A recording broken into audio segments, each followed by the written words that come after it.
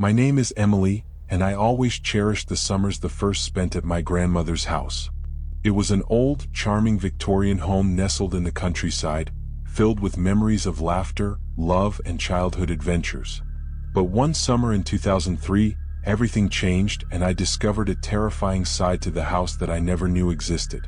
It was the first summer after my grandmother passed away, and my parents and I decided to stay at her house to sort through her belongings.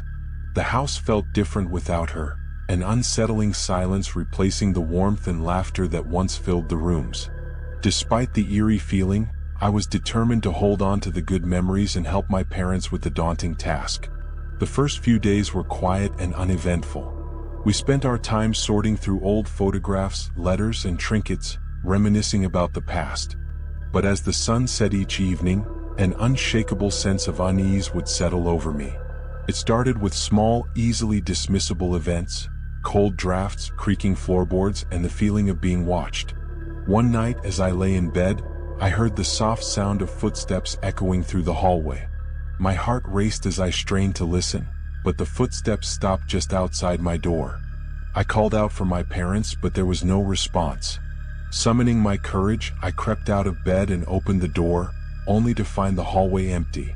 The next morning, I mentioned the footsteps to my parents, but they brushed it off as the house settling. But the unease persisted, and the strange occurrences grew more frequent. Doors would open and close on their own, objects would move inexplicably, and I would often catch glimpses of shadows moving just out of sight. One evening, while sorting through boxes in the attic, I found an old, dusty photo album. As I flipped through the pages, I noticed a photograph of my grandmother standing in front of the house, holding a young girl I didn't recognize. The girl's face was partially obscured, but there was something unsettling about her expression. I showed the photograph to my parents, but they couldn't identify the girl either. Curious, I decided to do some research, hoping to uncover more about the mysterious girl in the photo. What I discovered chilled me to the bone. Years ago, a young girl named Lily had lived in the house with my grandmother. Lily was my grandmother's niece, and she had come to stay with her after her parents died in a tragic accident. According to old newspaper clippings, Lily had gone missing one night, and despite a thorough search, she was never found.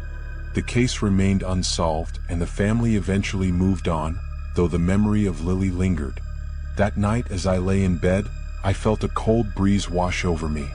The room grew icy, and I heard faint whispers filling the air.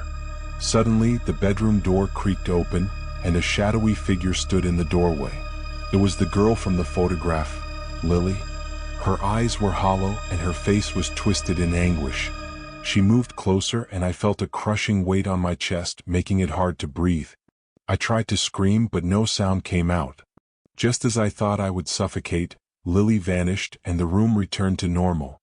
Shaken, I spent the rest of the night huddled under the covers, too afraid to sleep. The next morning, I told my parents what had happened, and they finally believed me. We decided to leave the house and never return.